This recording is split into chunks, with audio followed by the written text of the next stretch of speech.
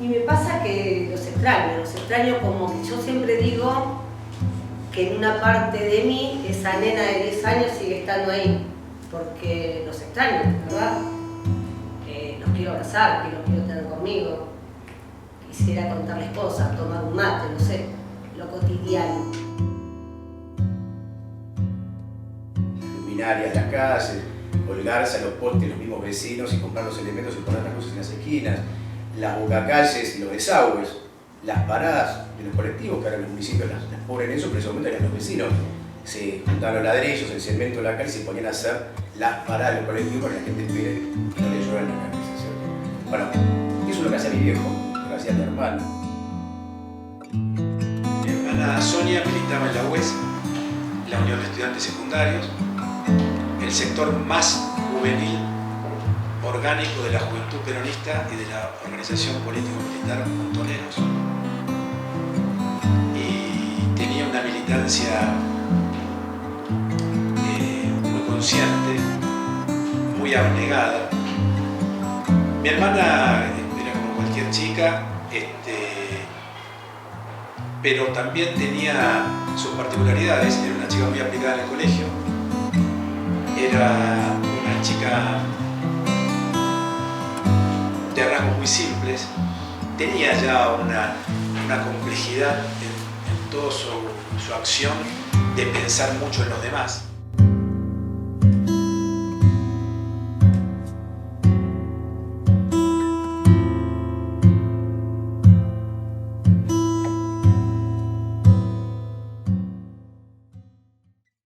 A mi papá lo secuestran 2 veces. La primera vez fue en octubre de 1976.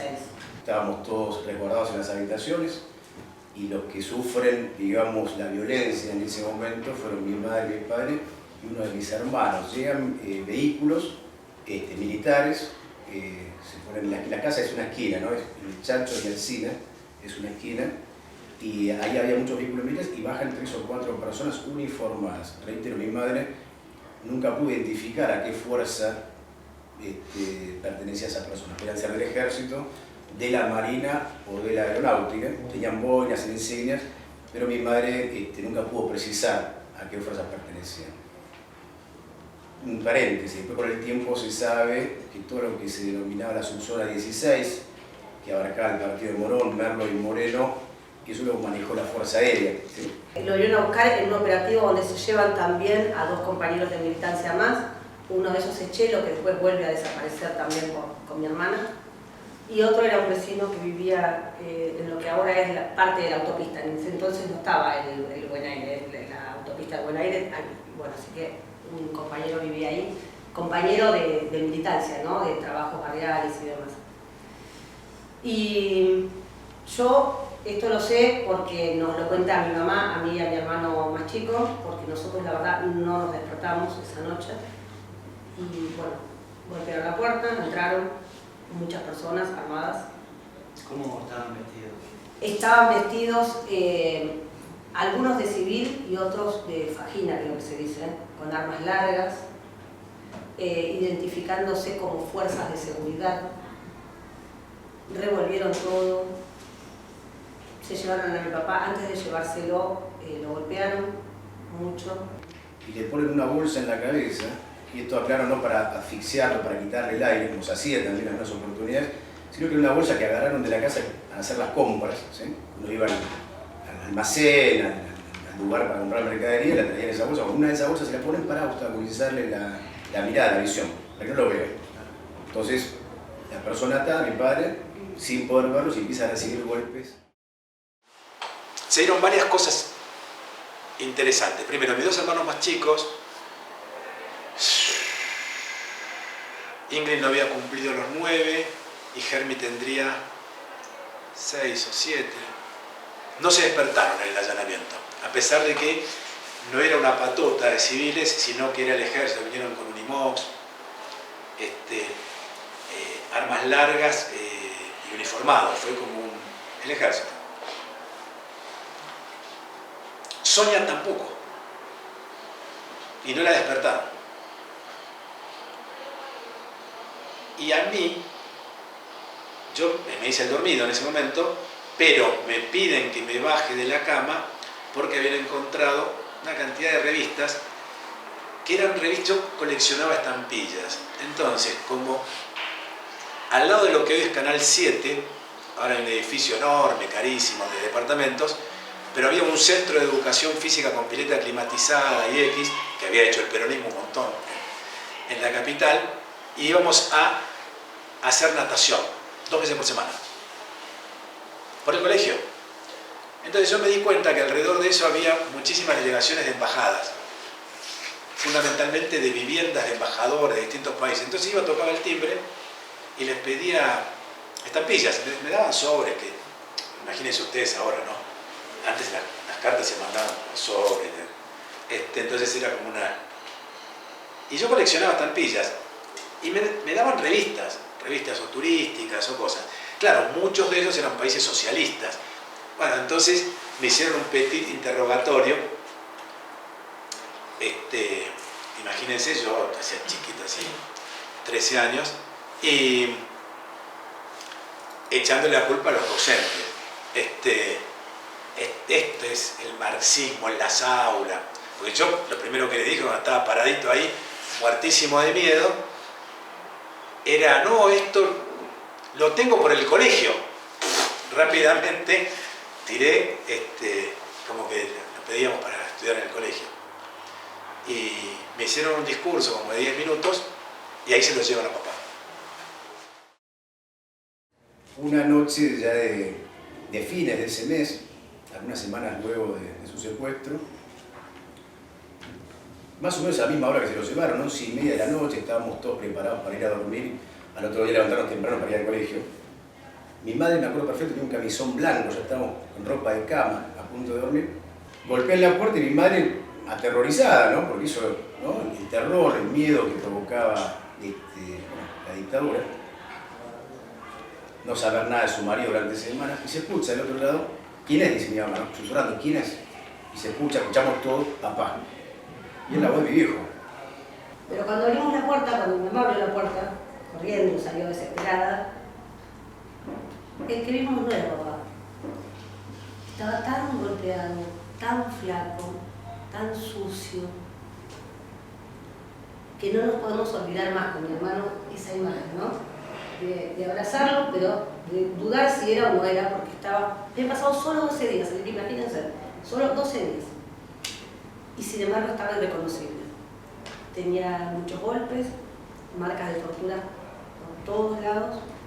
No era su ropa la que tenía, era ropa, no sé, como grande, como ropa, no sé. Bueno, por supuesto también me termino abrazando a mi padre, todos, pero con una tristeza inmensa, ¿no? Eso fue para redondear el primer secuestro de mi padre, que, como reitero, como dije al inicio, fue secuestrado el 8 de octubre del 76, lo liberaron una semana después. Se supo después por testimonio de sobrevivientes que él estuvo tabicado todo el tiempo. Tabicado quiere decir con los ojos vendados, ¿sí? Y no sabía dónde había estado, pero después hubo personas que también habían estado secuestradas con él que pudieron corroborar que fue la comisaría 3 de Castellano.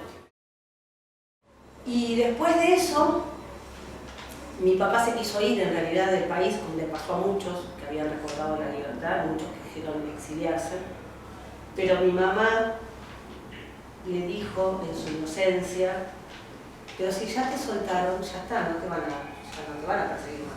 Si ya te llevaron y ya te soltaron, ya está. Entonces nos quedamos en el país, pero no en el barrio. Porque mi papá era un referente muy fuerte en el barrio, muy fuerte. Todo el mundo lo conocía, todo el mundo sabía que él trabajaba mucho por el barrio. Entonces como que había que calmar un poco las aguas y él tenía que componerse también porque fue una experiencia muy fuerte. Él, cuando le contó a mi mamá, esto no sé, años después, lo que vio lo asustó mucho. Dijo, lo que está pasando es muy grave. Entonces nos mudamos a Olivos, a zona norte. Los jefes de él también lo aconsejaron, me dijeron, no te preocupes, si te cambias de lugar, de barrio, no te va a pasar nada. Eran jefes, pero a veces eran amigos, ¿no? Una zona que no tenía nada que ver con nosotros, y conocíamos por primera vez, por lo menos, desde el punto de vista de vivir en un lugar o ir a un colegio, en un lugar totalmente desconocido para nosotros, y fue, diría yo, como un exilio interno, ¿no? No fuimos del país, pero nos exiliamos del barrio, nos exiliamos de nuestra identidad. Sonia no se adaptó. No se adaptó porque allá no conocía a nadie, porque ya era grande, porque acá tenía los amigos de toda la vida, tenía su barrio, pero principalmente porque tenía su militancia. Ella empieza a sentirse muy mal porque estaba separada de su núcleo de estudiantes. Ya estaba estudiando en un colegio en Olivos, pero de un día para otro había dejado su núcleo de militancia, todo, entonces le pide a papá volver a este colegio. Mi padre como que en ese momento dejaba que ella también decidiera y comentara cuáles eran sus impresiones respecto de dónde quería seguir estudiando, si se quería seguir militando o no en política y demás. Y mi madre, una cuestión instintiva, calculo y refleja, lo único que le importaba era conservar a sus hijos y que no les pase nada. Entonces le imponía a Sonia cambiar de colegio, dejar la militancia y alejarse de lo que ella venía viviendo en los últimos años. Y Sonia discutió, al punto tal que estábamos cenando allá en Olivos y dijo, bueno, votemos. Entonces, como que se abrió esa posibilidad de que votemos. Y Sonia nos miró a los más chicos, a todos, como no nos guió el ojo, pero más o menos, voten a mi favor. ¿Qué se estaba votando así? Si ella seguía en el Lourdes o no. Viviendo en Olivos, ¿no? Con lo que eso significaba, venir viajando, o quedarse a veces con mis abuelos maternos que vivían por acá, y todos levantaron la mano a favor de Sonia. Y desde Olivos, todas las mañanas la traían a Sonia hasta el colegio. Al año siguiente, ¿no? El 77, vuelve a su colegio. Cuarto año lo empieza a hacer nuevamente aquí.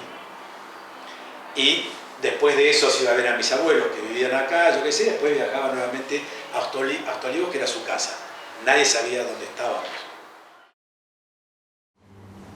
Hasta ahí normal, bien, todo bien, hasta que un día Sonia nos cuenta el 20 de septiembre, no, el 21, porque habían ido a Luján a festejar la primavera con su curso. Cuando vuelve de ahí nos cuenta que se habían llevado a Chelo. Yo no recuerdo haber escuchado de los otros chicos que se llevaron esa misma noche, pero sí a Chelo, porque a Chelo lo conocíamos siempre, ¿no? Era un amigo de la familia, un militante muy, muy comprometido, y me acuerdo de eso, se llevaron a Chelo, que era la segunda vez que se lo llevaban, ya se lo habían llevado en el 76. Ustedes escucharon hablar siempre la noche de los lápices, ¿cierto? Sí. Que es el 16 de septiembre del 76, cuando secuestran a muchos estudiantes, adolescentes de la ciudad de La Plata, ¿cierto? Por eso se instala el Día del Derecho al Estudiante Secundario y también desde hace muchos años el Día Nacional de la Juventud, en conmemoración de los jóvenes todos, pero en particular homenajeando a esos chicos de la UES de La Plata. Sin embargo, hay una segunda noche de los lápices. La segunda noche de los lápices fue acá, en este distrito, en lo que es Ituzaingó actual, lo que era Morón en ese momento. 19 de septiembre de 77, un operativo que viene a Udaondo a levantar a varios chicos de la UES, a los hermanos Fernández, a Marcelo Mogli y a Sonia. Pero a Sonia vienen y no la encuentran porque estamos en Olivos.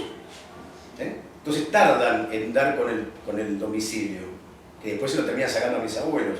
Pero esa noche yo estoy seguro que la vinieron a buscar a los pies de la UES y a Sonia no la encuentran. Eso fue el 19 de septiembre.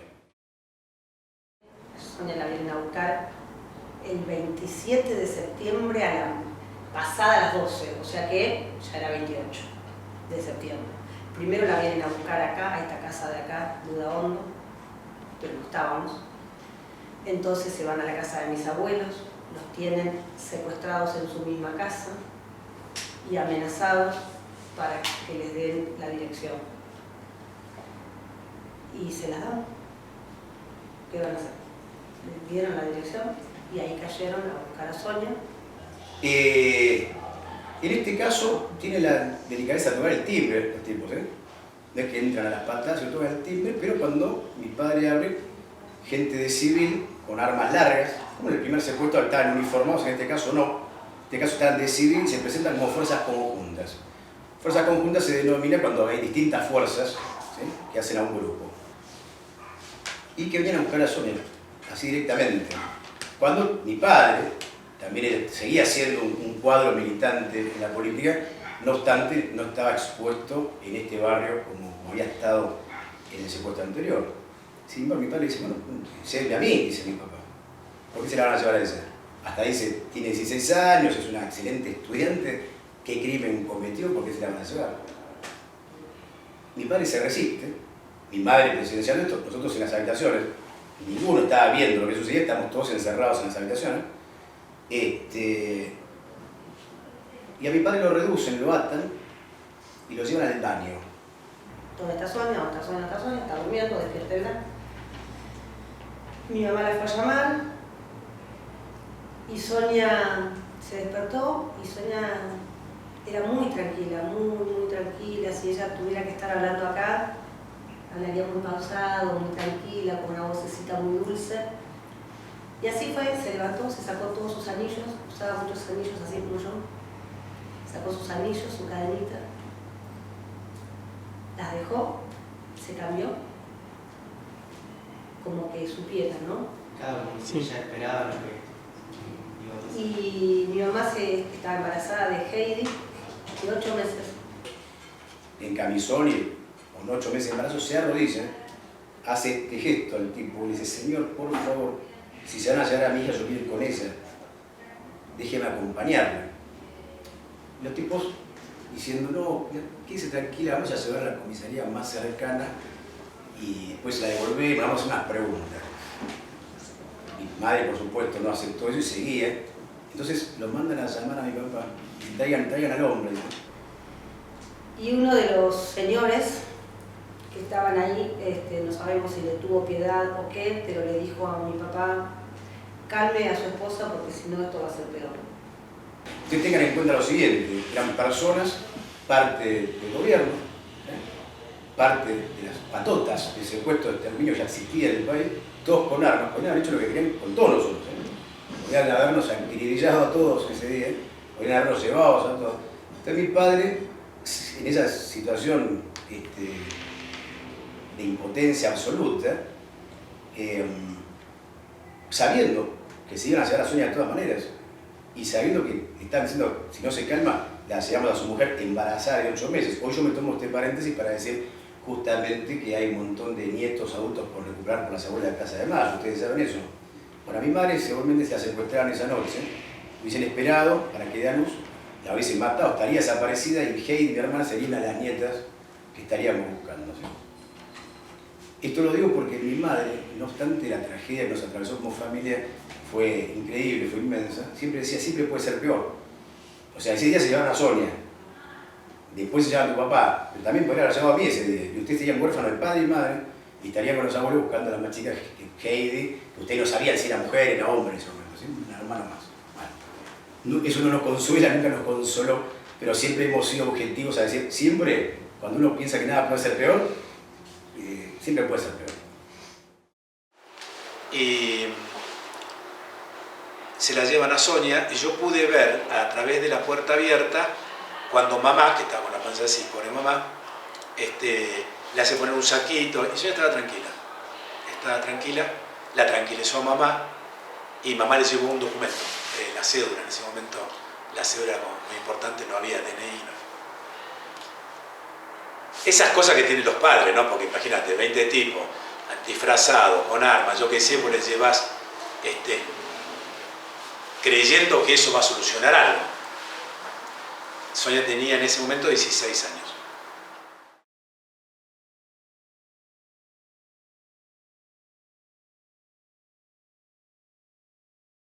Mi padre y mi madre van a la comisaría de la avenida Maipú, lo digo, y lo atienden de mala gana, no sabemos nada. Mi padre quiere formalizar una denuncia y los tipos a mano alzada, un avirome, ni siquiera con la máquina, todo muy informal. Y siguen la corriente porque mi padre hizo un escándalo y ponen, sí, bueno, viene fulano a denunciar que es su hija. Bueno, eso no sirvió para nada. Después hizo una causa en la Justicia Federal de San Isidro, porque eso pertenece a Vicente López, los Olivos y demás. Bueno. Pero yo tengo todavía ese papelito escrito por la policía, siguiendo la corriente a alguien, pero con nada de seriedad y por supuesto siendo parte también del sistema que está operando dentro de lo que es el terrorismo de Estado. A partir del 28 de septiembre del 77 no supimos más nada de mi hermana La última vez que yo la vi con vida estaba con un uniforme de colegio yendo hacia el Lourdes, un par de días antes. A ver, esa noche la vi también, pero yo el recuerdo que yo tengo de mi hermana es esa vez porque creo que se había quedado a cargo de mis abuelas, después volvió y esa noche la habría cruzado, pero no tengo recuerdo de esa noche. Entonces la imagen de Sonia para mí la última vez estaba con su uniforme del Lourdes yéndose a estudiar. No olvidemos que mi madre estaba embarazada de 8 meses. Sonia se encontró el 28 de septiembre. Como dije al inicio, ella nació el 21 de octubre, es decir, que estimamos, a partir de los relatos de sobrevivientes, que ella cumplió 17 años estando en cautiverio, secuestrada. ¿Sí? Ese mes, me acuerdo que era mucha tensión en casa, mi mamá trataba de estar bien por nosotros y porque estaba embarazada, pero cada vez que venía mi papá del trabajo, los ojitos de todos lo increpábamos con los ojitos como para a ver si él podía darnos una respuesta que no nos podía dar. ¿Quién nos iba a dar una respuesta? Pero mi papá era como que yo siento eso y me siento un poco culpable hasta hoy porque yo le preguntaba, ¿y Sonia, ¿y cuándo va a volver? ¿Y cuándo va a volver? Como que él pudiera hacer algo o me pudiera dar una respuesta, ¿no? Nace Heidi y el 15 de noviembre, que coincidía con el cumpleaños de 11 años de mi hermana Ingrid, el 15 de noviembre del 77, camino al trabajo, mi padre se iba siempre a la mañana a su empresa, con auto y todo desaparece mi padre. ¿Sí? Nunca más supo de mi padre ni el vehículo que conducía. No sabemos si lo interceptan cerca de la casa o cerca del trabajo. La cuestión es que en el trayecto de la casa de Olivos a la empresa que está en 3 de febrero, mi padre desaparece. Me queda un sabor amargo porque un día yo salía muy temprano de mi casa y cuando salgo, en Olivos, todas casas más o menos lindas, empresarios con algunos con custodia, yo qué sé, yo caminaba 2 cuadras hasta la parada del colectivo y veo un auto que inmediatamente me resulta sospechoso. 2 autos, porque uno había 2 y el otro había 5. Digo, tanta gente, ¿viste? Yo tenía en ese momento 14, fui caminando y me quedé pensando. Yo sigo, llamo por teléfono a casa. Yo tenía que llegar al colegio y entonces había unos chicos que tenían un kiosco y siempre me prestaban el teléfono si yo tenía que llamar una cosa rápida y no estaba cerrado. Entonces digo, no, debe ser una custodia, yo qué sé. Y me fui al colegio. No digo con esto que podría haber hecho mucho, pero cuando yo volví esa tarde del colegio, mamá me dijo que lo habían secuestrado camino cuando había salido con el auto. ¿No?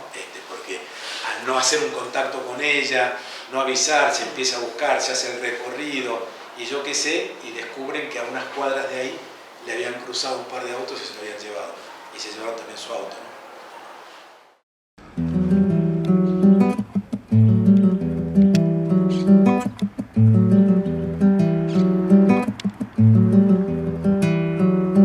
Este espacio para mí es haber podido estar cerca de mi papá y de mi hermana, con quienes no pude compartir absolutamente nada de mi vida. A mi hermana Sonia la secuestran cuando mi mamá estaba embarazada de mí de 8 meses. Yo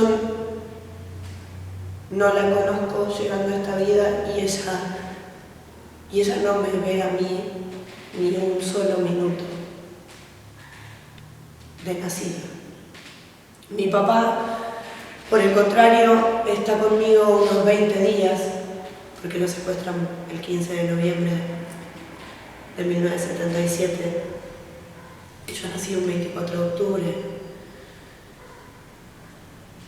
Lógicamente no tengo recuerdos vivos de él, míos.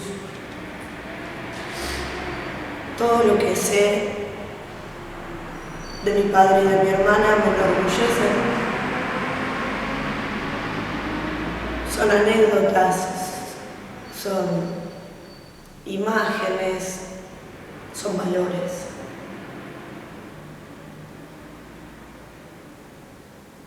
y esta obra, porque la soñaron, la proyectaron y gracias a la fuerza de voluntad y todo lo que puso mi madre porque esto se haga realidad, yo pude estar al lado de ella. Pude ver desde aquellos 3 hiladas de ladrillo que había en algún momento que se había comenzado, estar acá cada semana en la construcción, y hablamos de que yo tenía para ese momento ni siquiera cumplidos los 7 años. Mi mamá, pues nosotros tuvimos que volvernos de Olivos porque no podía pagar más el alquiler y demás. Por suerte teníamos la casa. Mi mamá se encargó de a poquito, ¿no? De a poquito, de ir plantando memoria. De a poquito. Cuando empezó a reconstruir, o a construir, mejor dicho, lo que era el proyecto de la sala 17 de octubre, que estaban solamente los cimientos y eso había quedado abandonado porque vino la dictadura. Cuando ella empieza otra vez con ese proyecto, se empieza a rodear de los vecinos de antes, que conocían a mi papá y que esos obviamente no dudaban, más los nuevos que se habían enterado y voluntariamente se acercaban. Entonces con esa gente era como más fácil, ¿no? Trabajar y contar y poder compartir. Y bueno, a ella iba de a poquito contándole a que se acercaba y fue como sembrando memoria en el barrio antes, muchos años antes de que se pudiera hablar con libertad. Porque imagínense que la sala se inaugura en el 87. La dictadura terminó en el 83, ya en el 84 pusieron manos a la obra para empezar con la sala.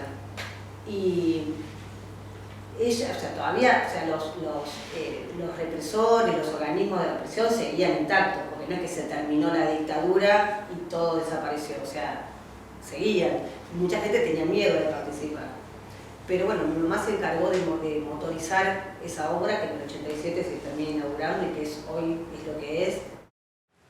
Decide convocar a los militantes del barrio, compañeros de mi papá, y se pone al hombro la obra de la construcción, para la construcción de la unidad sanitaria 17 de octubre, que finalmente se inaugura en el año 87, con un solo médico pediatra, que atendía 10 personas por día. Hoy la sala es una sala que tiene la subvención del municipio de Ituzaingó, pero después de muchos años pasó eso. Y bueno, es una sala modesta, tal vez, pero que cumple con las necesidades que los vecinos demandan. Eso fue un proyecto que logró mi mamá. Por eso hay un salón de usos múltiples que lleva su nombre. Por eso mi hermana, la más chica, la que estaba en su vientre cuando secuestran a Sonia, es la coordinadora administrativa de esa sala en la actualidad. Entonces mi vieja se transformó con mucho dolor y mucha dificultad, pero también quiero nombrar a quienes la apuntalaron desde lo afectivo, fueron mis abuelos maternos. El padre de mi madre, Adolfo, y la madre de mi madre, que no murió hace tanto, murió a los 99 años, hace 3 años, Adolfo y Gregoria, mis abuelos maternos, tuvieron mucho que ver, ellos se vinieron a vivir con nosotros, y a ese, si bien tuvieron 3 hijos, a esa hija en particular, con esa tragedia, la acompañaron hasta donde ellos pudieron. Acompañé a mamá a muchísimos lugares, a lugares donde teníamos la obligación de ir a patear puertas con un miedo, porque en todos los lugares a donde íbamos, había muchísimas probabilidades que nos lleven. No es que íbamos a un lugar amigo, íbamos a la justicia donde nos rechazaban los habeas corpus, íbamos al edificio Libertad donde estaba Macera con sus secuaces, íbamos al regimiento 3 de infantería, ahora al lado de Tecnópolis, no sé si todavía está, había un gran arcón así del ejército y un camino como de, ya era muy chico yo, pero 600 metros de árboles así hasta llegar a unas oficinas, y entonces íbamos a exigir una reunión, nos quedamos 2-3 horas mínimo hasta que decían pasen, y yo rogaba En ese momento yo había dejado de ser creyente. Yo fui muy creyente. Yo era monaguillo en esta iglesia, fui muy creyente. Pero por esa situación me alejé de la religión. Pero yo le pedía a lo que creía y lo que no creía que no nos dejaran entrar. Porque yo veía a distancia que había hasta esas oficinas y el espacio que había, digo, entonces que nos digan que no y nos volvemos. Tomamos el micro y nos volvemos. Y nos decían que sí. Y íbamos, me acuerdo que nos recibía el oficial de guardia, tenía una mesa así y había recortes de diario mirando para el lado que estábamos nosotros, ¿sí? Enfrentamientos, cuántos murieron, que esto, que el otro, como para que nosotros los podamos leer. Pero mamá en ningún momento, hasta el último día, se cumplieron ahora 10 años de su muerte, pues tuvo una enfermedad, dejó de pelear por saber de su hija y su compañero de vida, en ningún momento. A cuanta marcha de las madres hubiera, ella iba. Ella nunca perteneció oficialmente al grupo Madres de Plaza de Mayo, ¿no? A la organización, pero marchó siempre. Siempre estuvo. Y sí, participó de las corridas, porque no sé si ustedes vieron, hay una foto que es emblemática, están las madres agarradas así del brazo y tienen a la montada, o sea, enfrentándolas, ¿no? Como que las van a pasar por los caballos por encima, y así fue. Muchas veces las corrían, les pegaban a las madres que iban a pedir por sus hijos. También tenía esto de tener una niña de apenas 20 días que la necesitaba, todos la necesitábamos, pero seguramente se aferró a... Soy mamá de 2 hijos y cuando tenés un bebé y el ser humano es tan indefenso, no es como el resto de los mamíferos.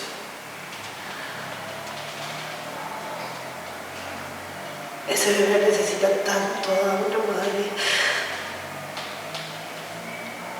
No se alimenta solo.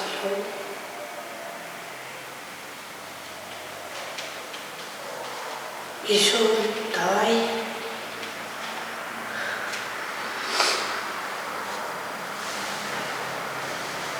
Y mi abuela me decía, chichi. A mi abuela le decía chichi, ya me dije. Los caballos. Les tiran los caballos encima y te pueden lastimar. Te van a llevar, está la nena.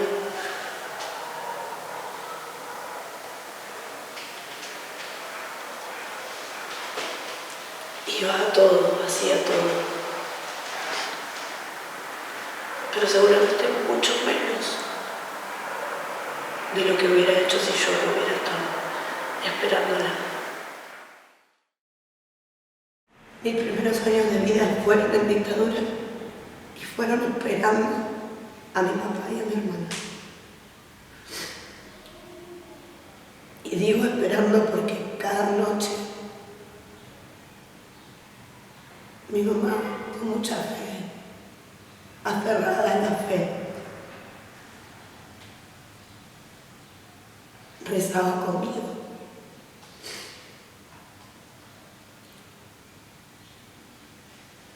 Y en esas pocas palabras que puede decir un infante, como lo fui en ese momento, era: Jesús, que vuelvan Papito y Sonia.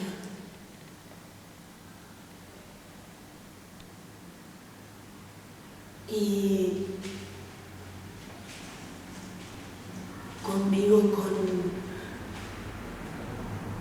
con lo que para mí significaba ese rezo. Aunque soy una mujer que sabe que ni Jesús ni nadie hubieran logrado que mi papá y Sonia volvieran. Y cuando ya sabemos dónde estuvieron secuestrados mi papá y mi hermana, y cuando ya eso fue a juicio, y cuando sabemos las torturas que recibieron, cuál fue la causal de su muerte.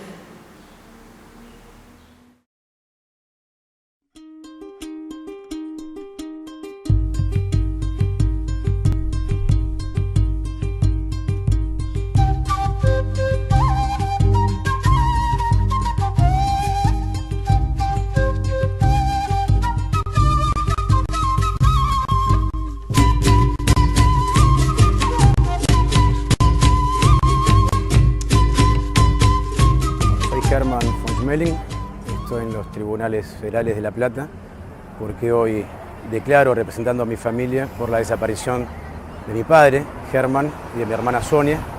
Mi padre y mi hermana eran militantes políticos, eran peronistas.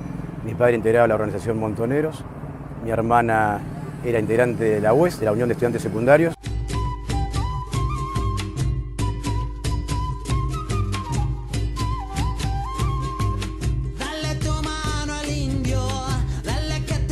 Fueron desaparecidos en el año 77 y por testimonios de una sobreviviente sabemos que estuvieron en Brigada de San Justo, por eso hoy yo declaro en este juicio.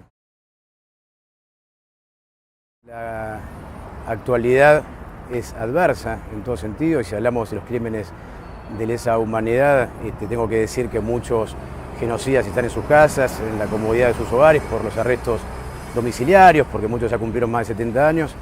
Otros han muerto impunes, sin embargo nunca hemos dejado de luchar y pedir justicia, así lo hacemos hoy también y vamos porque quede acreditada la responsabilidad de estos genocidas en la historia argentina, que sus nombres queden subrayados y señalados para que las nuevas generaciones sepan que fueron lo que son asesinos del pueblo.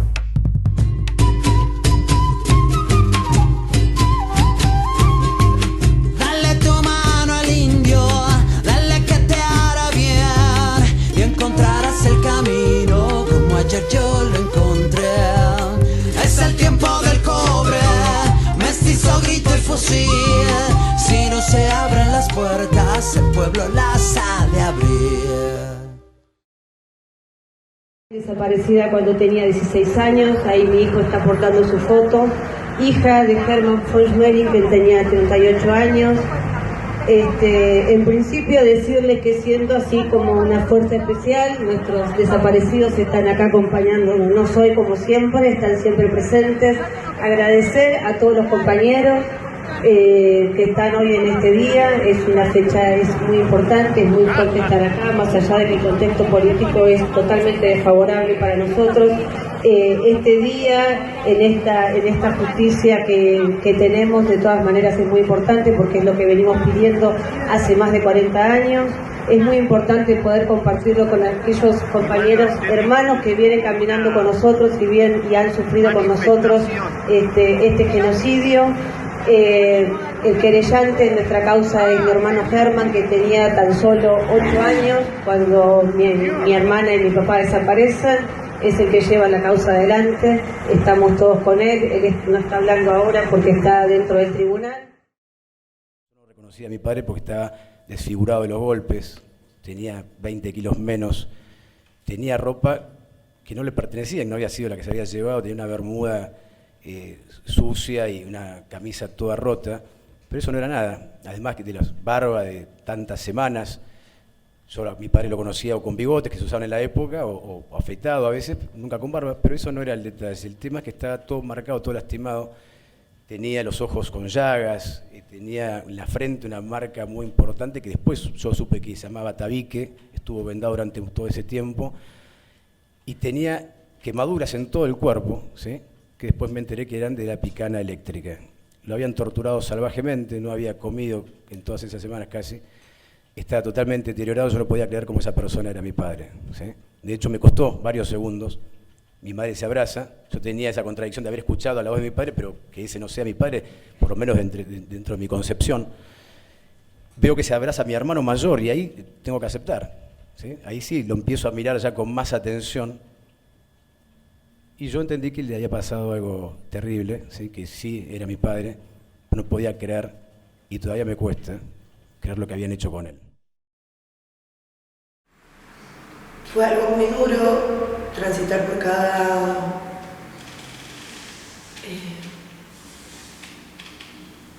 relato de las personas que se presentaron a testiguar en el juicio.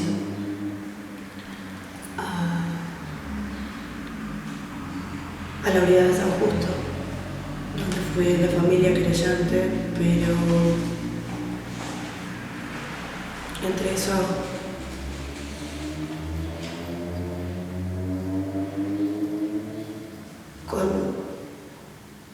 con sentimientos muy encontrados, eso de no haber tenido jamás a mi hermana,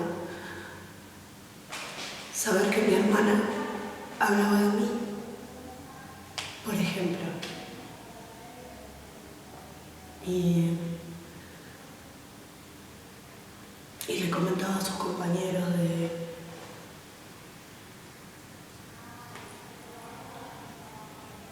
celda, seguramente sería,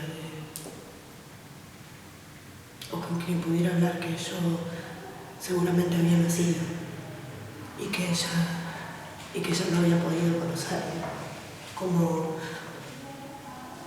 seguramente algunos de ustedes tienen hermanos, tal vez algunos más chicos, y tienen a su mamá con la panza y saben que pronto va a llegar el bebé.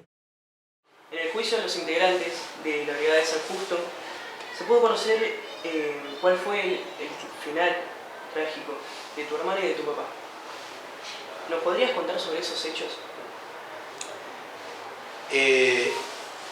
Yo no tengo ninguna precisión más que la que otorga una sobreviviente que declara el juicio por primera vez, porque durante todos los años anteriores esa declaración, por distintos motivos, todos respetables a pesar del dolor, no se dio. Y su testimonio fue fundamental para que se juzgara a los genocidas, ¿no? Pero eso nosotros nos lo enteramos hace 2 años, en el 2019, porque ella tuvo que atravesar toda una preparación psicológica antes de declarar. Todos los testigos tienen un acompañamiento de los organismos de derechos humanos, tienen apoyo psicológico. Gracias a ese apoyo, ya pudo sacar eso que tenía guardado y que no le había dicho a nadie, de que ella vio el fusilamiento. Porque ella lo que había dicho hasta antes de eso era que no sabía nada, que los había dejado de ver, como que los habían trasladado, esa era la palabra. Que los separaron. Claro, como que a ella quedó acá y a ellos se los llevaron a otro lado. Ella también secuestra y se va a la vía San Justo y ve que estaban los chicos de la huesa, es decir, lo reconoce porque los conocía, sobre todo a mi hermana. Según lo que relata esta chica, también se entera en un momento, porque a su padre lo había secuestrado también. Ella nunca lo vio a mi papá, la vía San Justo, pero sí vio a su padre, cuando tuvo la posibilidad, cuando fueron al baño de comunicarse, y el padre de esta chica, Elena Martín, le dijo: está Germán acá, mi papá, y me parece que está muerto, me parece que lo mataron en la tortura. Y efectivamente eso es lo que dicen. A mi padre se secuestran un 15 de noviembre y el 16, 17 en la tortura lo asesinan. Después dice que ella estuvo en el mismo buzón. Buzón se llamaba a un lugar de 3 metros por 1 metro, un rectángulo de cemento con 2 camas puchetas de cemento y una puerta de chapa con una andija tipo buzón, ¿no? Ese lugar para, bueno, ellos le dan los platos de comida por ahí, pero se llamaba buzón. Estuvieron con Sonia, Adrián Martín y Sonia durante varios meses así. Hasta que un día de fines de diciembre del 77, abren las puertas, los cargan en vehículos a muchas personas, están todos tabicados, están todos, pero y se escucha que bueno, hacían a Sonia, a ella, a otros chicos que también ella identifica como los chicos de la UES, se los sacan de la vía San Justo, que queda en pleno San Justo, cerca de la plaza, los llevan a un descampado, vaya uno a saber cuál, los hacen arrodillar y les pegan un tiro en la cabeza. A ella le gatillan, pero no la matan, y a propósito, según lo que ella entiende, la dejan libre para que vaya y cuente qué es lo que puede suceder a la gente que se compromete políticamente y que se dedica a la militancia. Según lo que se entiende, a ella la dejan viva para que se sepa qué es lo que les pasaba a aquellas personas que tenían la militancia política como Sonia y los demás. Como amenaza. Claro. Entonces a Sonia la asesinan, igual que a Marcelo Mori, según lo que dice esta chica, ¿cierto? Que atestiguó y las personas fueron condenadas, ¿no? El tribunal aceptó que esto es una verdad y que eso se probó. Esa noche, de fines de diciembre del 77, a Sonia, igual que a otros chicos, le pegaron un tiro en la cabeza. ¿Dónde están los cuerpos? No tenemos ni idea. Ni el de mi padre, ni el de mi hermana, ni los chicos que acabo de nombrar. Es decir, los mataron, creo que después esta chica narra que los cargan de vuelta a los autos, a ella la llevan de vuelta a la brigada, al tiempo la liberan, pero ¿qué pasó con los cuerpos? No sabemos. Adriana Cristina Martín y por Zoraida Isabel Martín. Asimismo, respecto a la víctima se formó legajo con AEP 1871 y la víctima permanece desaparecida. 39. Boris Melling, Sonia. La víctima, también conocida como la Negrita, permaneció privada ilegalmente de su libertad en el Centro Convencional San Justo al menos durante el mes de noviembre del 77, conforme surge el testimonio brindado por Adriana Cristina Martín. Esa noche, esa madrugada, yo estaba con Sonia. Dicen, nos ha dicho el día anterior de que íbamos a ser liberadas. Irrumpe la patota, nos sacan esposadas, tabicadas, se escuchan ruido, muchos gritos, mucho riendo, vamos. Los compañeros, mis compañeros de la UES, Polenta, Chelo, Carlito, Juancito, Pluma y el Indio estaban en la alera. Ellos estaban todos juntos. Nosotros manteníamos comunicación con ellos. Los sacan a todo el grupo junto. Hay un gran despliegue. Empiezan a introducirlos, nos introducen en los autos. Yo todo esto lo percibo. Percibo el gran movimiento que hay en la brigada de San Justo, los gritos que no eran los gritos de los represores, gritos de los compañeros. Y después partimos en un convoy. No sé cuántos eran. Hacemos un trayecto más bien largo y se detienen los automóviles. No. Nosotros, yo en particular, como estaba yo, estaba esposada con las manos hacia atrás, con vendas en los ojos. Me colocan me dicen arrodillar. Yo siento el pasto mojado y siento que colocan a otra persona cerca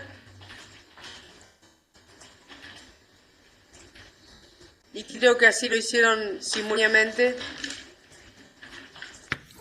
porque decían vamos de rodillas y en un momento comienzan a sentirse las ráfagas de balas.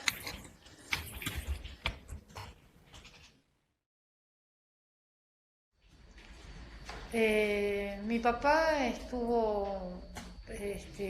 fue torturado mucho en el área de la parte de la rodilla. Bueno, en todos lados. El gallego cobró por buena gente y por no saber nada mucho. En realidad, mi papá no sabía de la militancia política mía y mucho menos de mi hermano. Jamás me echó en cara lo que había pasado, ni mucho menos. Yo me sentía culpable porque realmente los genocidas durante todo el periodo de secuestro me dijeron que yo era la culpable y por mucho tiempo sí pensé que yo era la culpable de lo que había pasado en mi casa. Pero él nunca me dijo nada. Lo único que sí me relató un episodio que para él fue traumático. Mi papá era cardíaco. En un momento dado sacan del lugar de tortura, no puedo decirlo porque yo no estuve en Villa de San Justo. Lo sacan a Germán, que estaba con mi papá porque eran los más grandes, digamos, de la zona nuestra, del grupo nuestro, eran los mayores. Los tenían a los dos juntos en la misma celda. Evidentemente se les había ido la mano en la tortura y en un momento dado mi viejo empieza a gritar que estaba muerto. Grita mucho, que vengan que estaba muerto. Por supuesto en Brigada de San Justo escuchaban cuando querían. Evidentemente esto pasaron muchas horas hasta que en realidad vinieron a sacarlo. Para mi papá era muy traumático, realmente él decía que le trajeran las pastillas del corazón, que no daba más, que veía un muerto ahí. Para mí en lo sentimental era mucho porque lo conocía a Germán. Todas las civilizaciones que conocemos, para hablar de esto, de civilizaciones, encontraron la manera de resignarse a la pérdida. Encontraron la forma. Ustedes ven en una película vikinga cómo los queman o cómo los llevan en una barca y les tiran una flecha para que se incendie, o cómo, si estudian la vida de Jesucristo y su época, cómo Lázaro estaba encerrado tras una piedra y el propio Cristo también, ¿no? Y nosotros, al día de hoy, las decisiones que podemos tomar. Queremos, como deudos, enterrar a una persona, en algunos casos para ir a visitarla en su recuerdo, para tenerlo presente, en otros casos no. En otro caso queremos que eso sea como una visión más cósmica y entonces hacemos la cremación. Pero todos encuentran la resignación en cualquier caso, inclusive en la peor tragedia.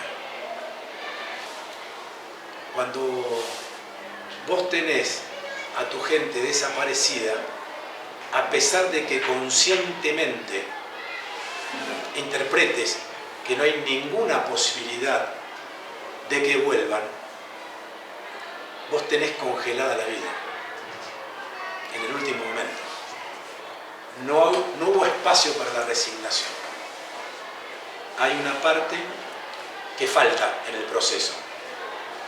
Por eso, la lucha por la memoria, la verdad y la justicia involucra esto de modo central. Porque hoy la dictadura todavía mantiene apuñalada la democracia por ese gran pacto de impunidad, donde no han dicho a dónde están los nuestros.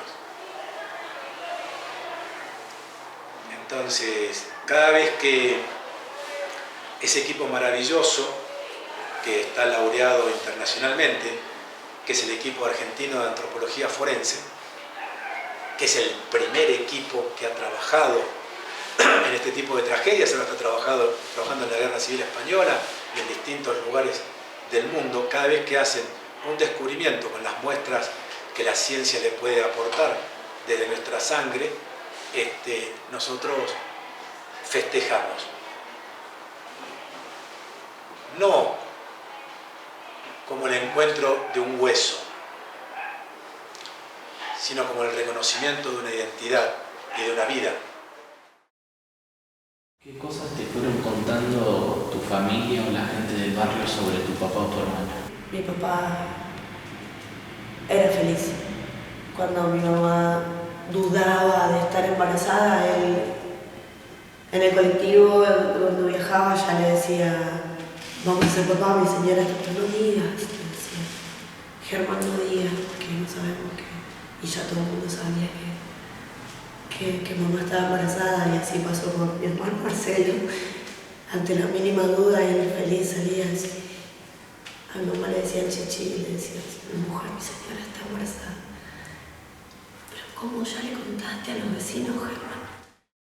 Mi papá tiene una historia también bastante particular, muchacho que fue expulsado de su propio país.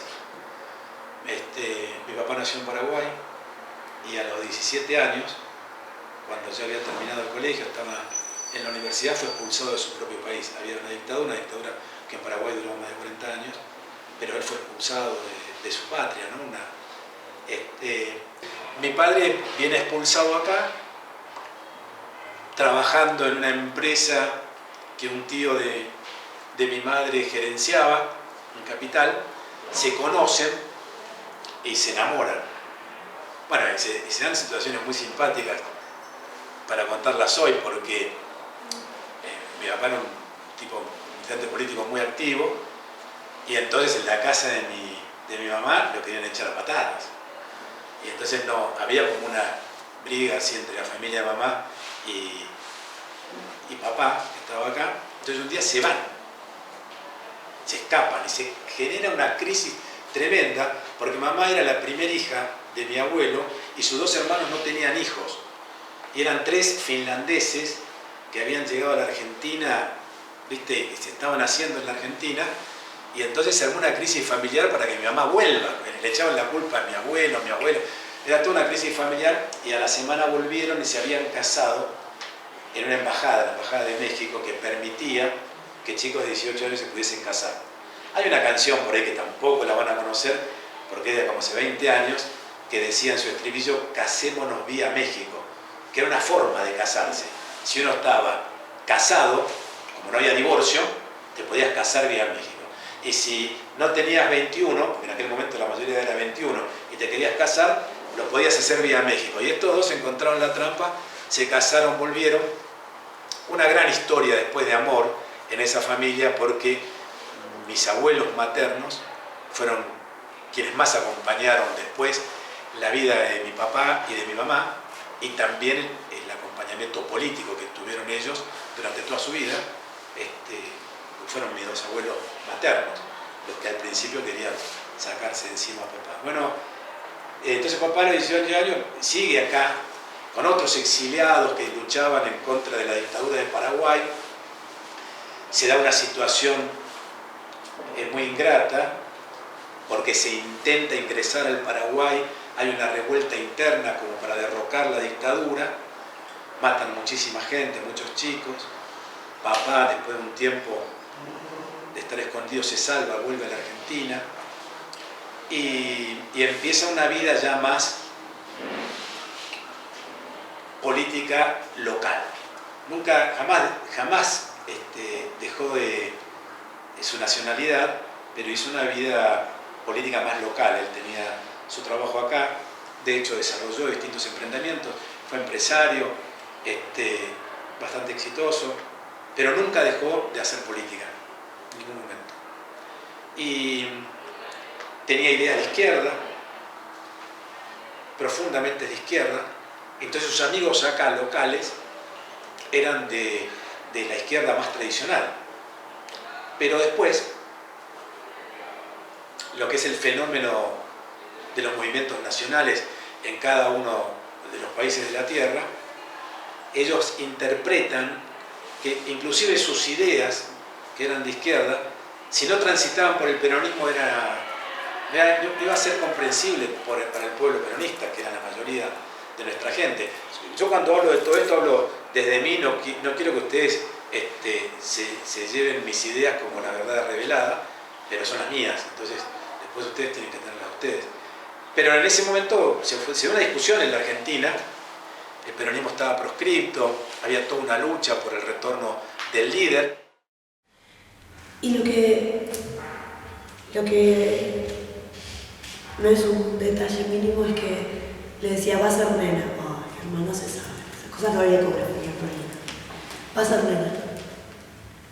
Y nació Sonia. Y a los 3 años va a ser varón. Y nació Marcelo. Y a los 3 años va a ser nena. Ay, Germán, siempre con lo mismo, como que debes haber acertado. Y nació Ingrid.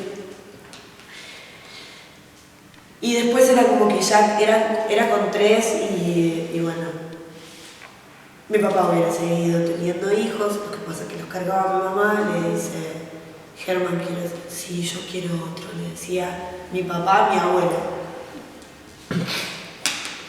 Así que mi mamá vuelve a quedar embarazada, dijo que era varón y nació Germán, que es Germi, estuvieron con él. Mi mamá a los años tiene un embarazo ectópico, o sea, es un embarazo que no se ubica bien, se ubica fuera de lugar. Le hacen una operación donde le extirpan una trompa de falopio con un ovario, todo, como que es la mitad de las posibilidades de tener hijos próximamente. A lo que pensaron que no iban a tener más hijos, con muchísimas menos posibilidades. Y ya no pasados 3 años, sino pasados casi 8, queda embarazada. Que soy la que más diferencia tiene con los otros hermanos. Y le dijo, va a ser nena. Compró una tela de jean y le dijo, es para llevar a mi nenita a la playa. Por eso cuando Sonia está secuestrada dice debe haber nacido una nena. Se tiene que dar una explicación en el juicio porque lógicamente no se sabía cómo podía saber y en realidad la testigo, la que en este momento da el relato,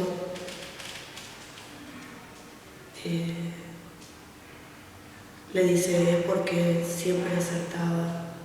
El papá de Sonia siempre acertaba el sexo del hijo que iba a tener y había dicho que iban a ser una nena.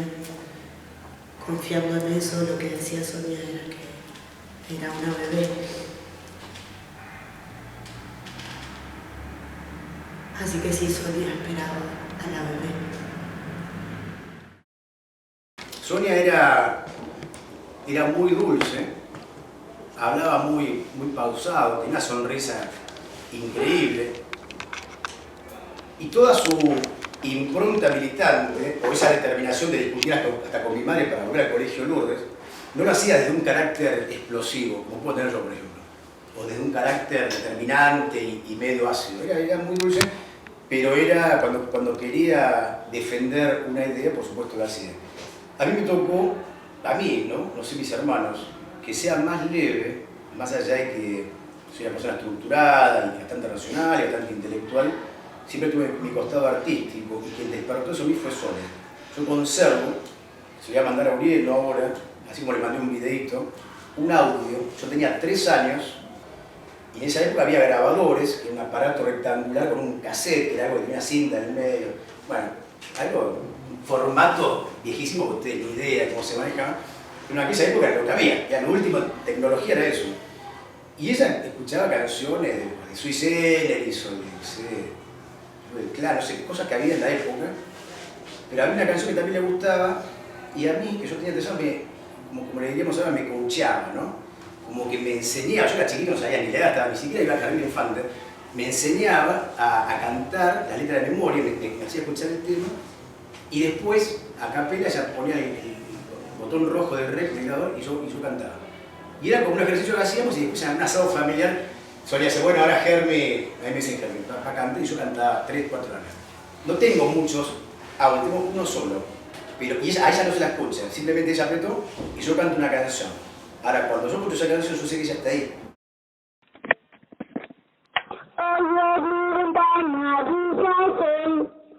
Y el corazón se pone triste contemplando la ciudad, porque te vas cuando cada noche desperté, pensando en ti y en mi reloj todas las horas vi pasar, porque te vas. Toda la promesa del amor será contigo. Me olvidarás, junto a la costura de igual que un niño, porque te vas, bajo la penumbra de un farol,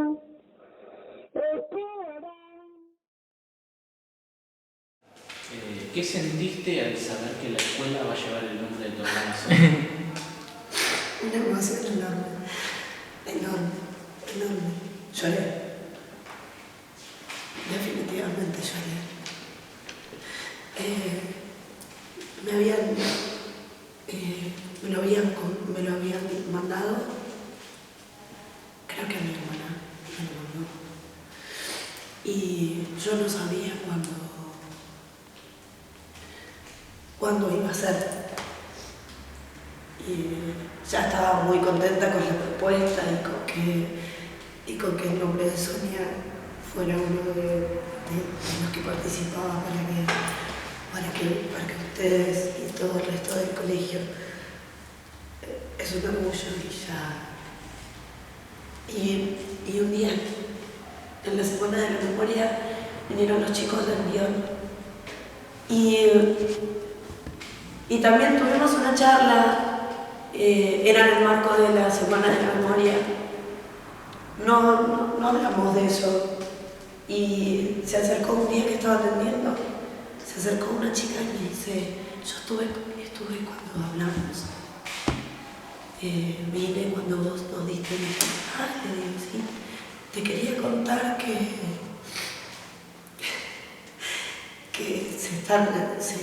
hay una propuesta y se están eligiendo. Y le digo, si sabía, la votación es mañana. Y yo voy a votar por tu hermana.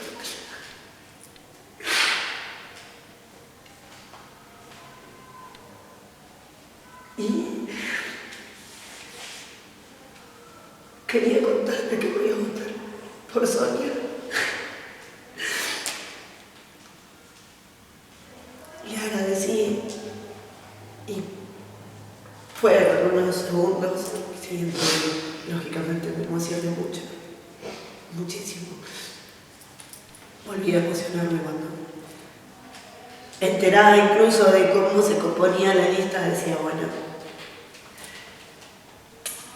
tal vez se inclinaban por algún otro nombre, existía la posibilidad de como que no. Y bueno, al enterarme que va a llevar el nombre de mi hermana es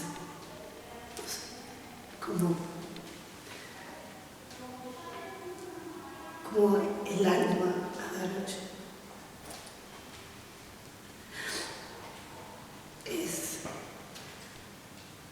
Es eso, una caricia en el alma. A mí en la escuela, por ejemplo, nadie me preguntaba nada. Una sola profesora tuve y siempre la recuerdo y siempre lo digo. Ella hasta me confundía con Sonia y me decía, en vez de Ingrid, me decía Sonia, en toda la secundaria. Y más allá de molestarme, a mí me encantaba que lo hiciera porque se acordaba de su. O sea, no le había pasado inadvertido y no se hacía la tonta, de acá no pasó nada. Ella me preguntaba, ¿y Sonia, y saben algo? ¿Y saben algo? Y yo me acuerdo que me incomodaba eso, me daba vergüenza, porque no sabía qué decirle. Y porque yo misma me creía que algo malo habrán hecho porque los padres de los demás chicos estaban y el mío no estaba. Porque los hermanos de los demás estaban y mi hermana no estaba. ¿No? Esa cosa rara de culpa, de decir, ¿por qué? Entonces no poder contarlo. Pero ella, esta profesora, que era la profesora de educación física, se encargó siempre de hacerme saber que a ella le importaba. Que Sonia había sido su alumna durante 4 años y que no le dio lo mismo que un día no estuviera más. Sin embargo, otros muchos, casi todos los que yo tuve en la secundaria, nunca me preguntaron. Nunca. Ni en el 83, ni en el 84, ni cuando fui compañera, porque yo soy maestra de Lourdes, ni cuando fui su compañera. Nunca me preguntaron. Pero, así como les cuento esto, les tengo que contar que tengo otros maravillosos compañeros y amigos que son hermosos y que me acompañan siempre y que se identifican siempre y con los cuales a veces ni hablamos del tema y nos terminamos encontrando en una marcha y nos damos un abrazo hermoso porque me emociona que gente que no tenga familiares esté en la marcha. Realmente me emociona porque yo tengo que estar, pero que otros como ustedes levanten esas banderas y sepan que hay que estar ahí para que no se vuelva a repetir nunca más. Eso es la verdad que me emociona. Ahora, ¿saben cuál es el mejor homenaje que ustedes y las nuevas generaciones pueden hacer a mi hermana? Que por supuesto yo estoy muy agradecido y honrado que le pongan el nombre del colegio. ¿Pero saben qué es mucho mejor aún? Por más que el colegio siga llamando la escuela número 8, sean lo mismo. Que se comprometan, que tengan empatía y que esa empatía se transforme en solidaridad. Que se pongan no en el lugar de los zapatos, al lado del más desprotegido, del más necesitado, y no nos quedemos en lo declamativo, en lo discursivo, en lo políticamente correcto, en lo que suena bien, sino la acción política concreta que se llama solidaridad, lo necesita. A mí, que soy grande, pero sobre todo a la juventud, que tiene la potencia intelectual y física mucho mejor que yo y que algunos más para dedicarse a eso que se dedicaba a Sonia. Yo pensaba que no hay que singularizar. Ahora, si un colegio va a llegar el nombre de una militante política y social que ofrendó lo mejor que tenía por el bien de los demás, que era su propia vida, me gusta. Ojalá muchísimos colegios lleven el nombre de los combatientes de la libertad que tuve el gusto de conocer en muchos casos. Papá no hubiese querido, era obcecado, era muy estricto, porque él tenía esa concepción de que la gente es importante y hay algunos que se destacan por sobre otros en distintas cosas, pero en la lucha donde el objetivo es una sociedad mejor, los nombres no son importantes. Esa era la opinión de él. Pero yo estoy muy contento de que en este proceso democrático ustedes hayan elegido este nombre.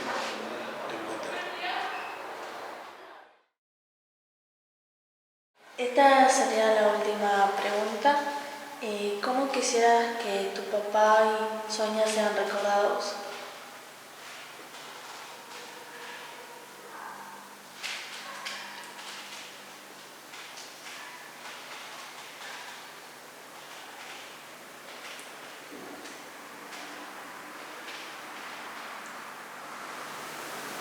Como a los 30.000 desaparecidos.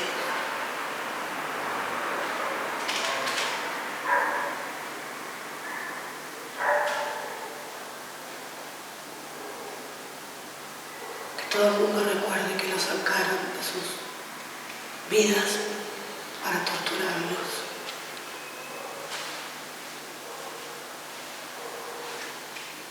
Violarlos y asesinarlos.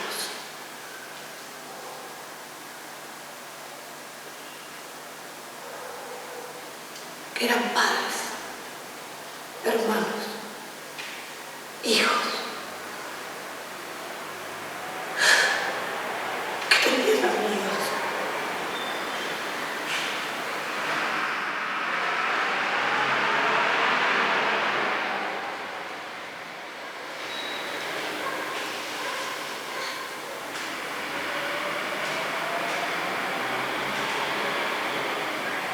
que si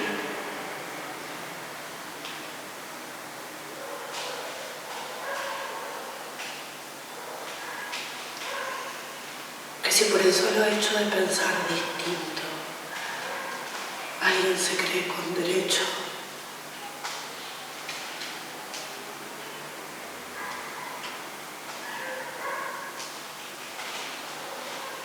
a tremendo genocidio.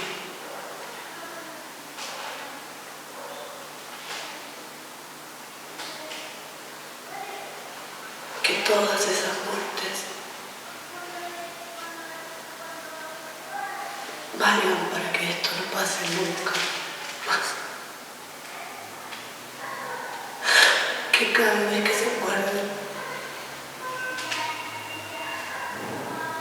de mi papá y de mi hermana, ustedes que están acá, en esta sala, que están en el mismo barrio y caminan las mismas calles que caminaron ellos, defiendan los derechos humanos, defiendan la democracia, que sigan siendo memoria.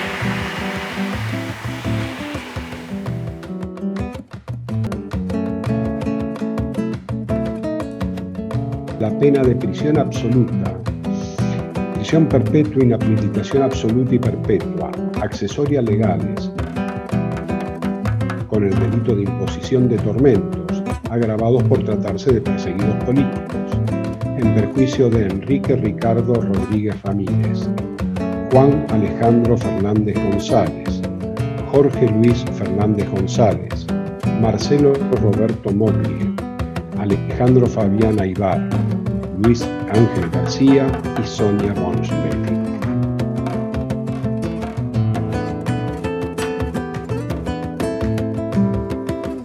Yo siento el pasto mojado, vamos de rodillas y en un momento comienzan a sentirse las ráfagas de balas.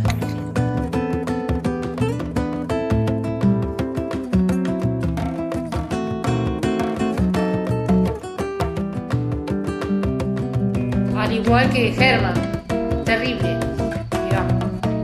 Siempre hubo niveles de tortura por el compromiso que tenía con la organización. Hubo personas que fueron mucho más torturadas.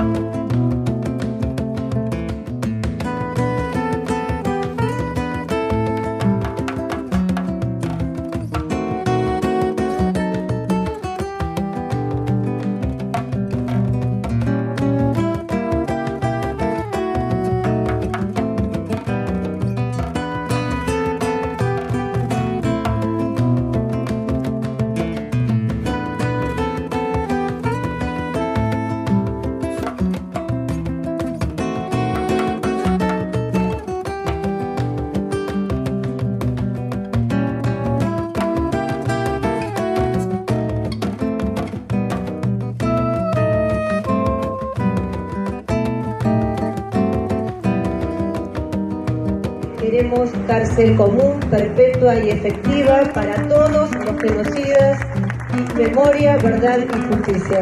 Muchas gracias.